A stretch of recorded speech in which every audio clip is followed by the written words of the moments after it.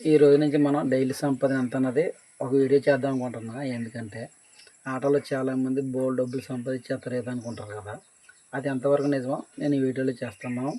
Morning 7ంటికి duty ఎక్కుతాను. Duty దిగుతాడు ఒకసారి 7, 8, 9 కూడా అవుతుంది. మార్నింగ్ నుంచి ఇప్పుడు ఈవినింగ్ దాకా మనం డ్యూటీ వర్క్ చేస్తే ఎంత పేమెంట్ వస్తుంది అన్నది నేను వీడియో పెడతాను. ప్లస్ వచ్చి మనకి అందులో ఆయిల్ ఖర్చు తీయాలి. మధ్యాహ్నం మన ఇంటికి రాకపోతే భోజనం ఖర్చు కూడా అందులో తీయాలి. ఇవి పోను మన బండికి ఏదైనా వాంటి లేకుండా ఇంటికి వస్తే మిగిలింది ఎంత అన్నది కూడా నేను వీడియో చేస్తాను. మన పర్సులో ఎంత డబ్బులు ఉన్నాయో చూపిస్తున్నా. బయట